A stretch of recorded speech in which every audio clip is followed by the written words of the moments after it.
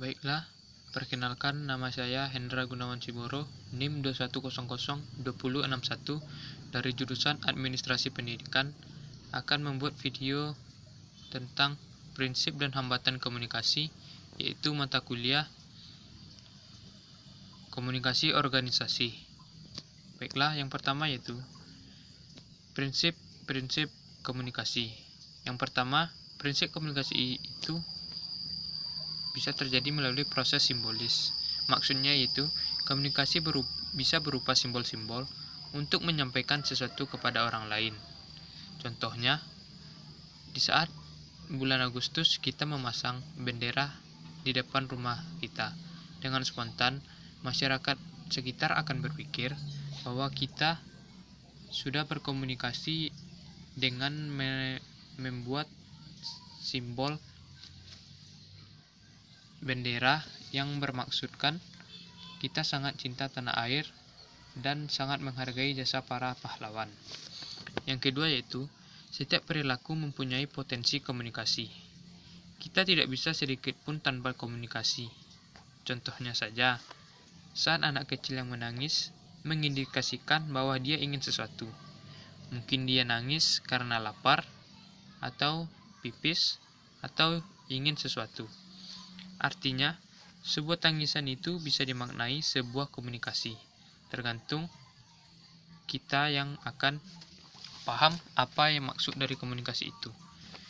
Yang ketiga yaitu komunikasi punya dimensi isi dan hubungan. Maksudnya yaitu dimensi isi menunjukkan muatan atau isi dari sebuah komunikasi.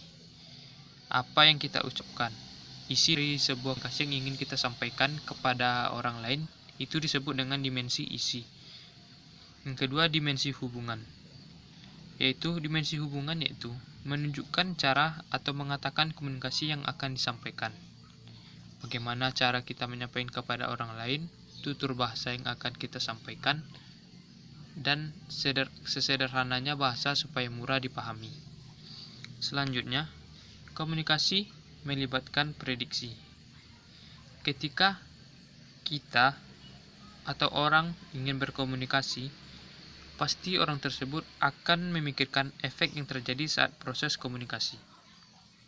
Maksud efeknya seperti ini. Misalnya, ketika kita bicara dengan orang yang lebih tua, maka akan muncul indikasi dalam pikiran kita gimana sih kita bisa berbicara supaya berkesan hormat, sopan kepada orang yang lebih tua dan tidak melukai perasaannya.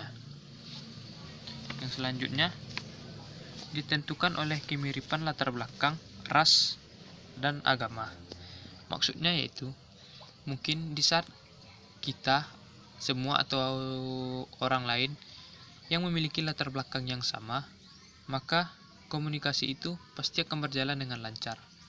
Contohnya, misalnya seorang petani berkomunikasi dengan petani bahwa dia akan merasa nyaman karena dia satu latar belakang dan sama rata, maksudnya di bidang profesinya dan juga di bidang pemikirannya.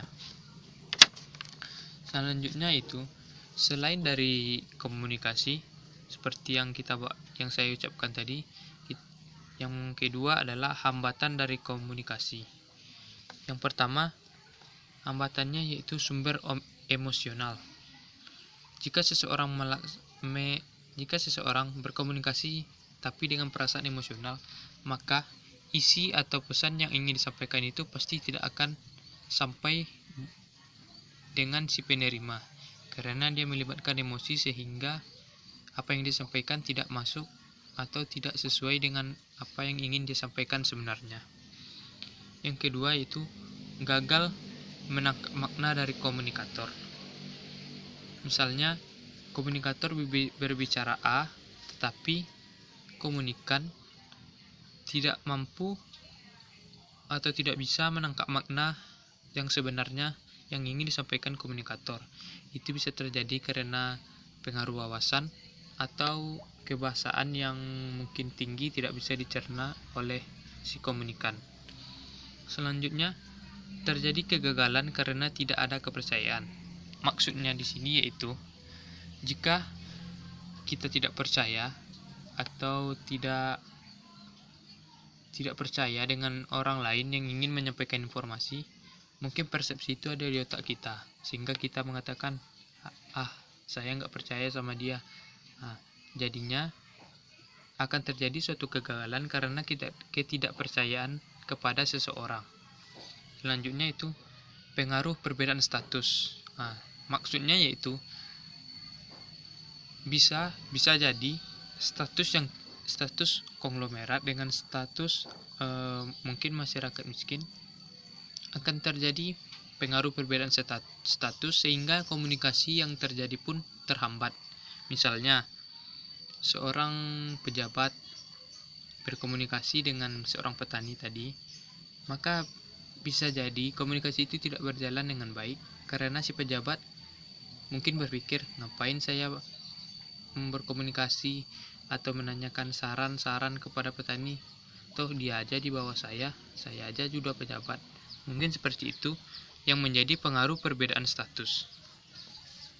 Yang kedua, yang selanjutnya, perbedaan budaya. Contoh maksud budaya ini, di Indonesia kan beragam budaya. Contohnya, tutur kata misalnya kita ambil dari bahasa Medan. Misalnya, tutur kata kau pada bahasa Medan itu sudah biasa. Tapi mungkin bagi daerah lain atau daerah Jawa atau daerah di sini Minang, mungkin itu sedikit kasar sehingga membuat sakit hati dan komunikasi pun tidak berjalan dengan baik sehingga timbulnya perpecahan.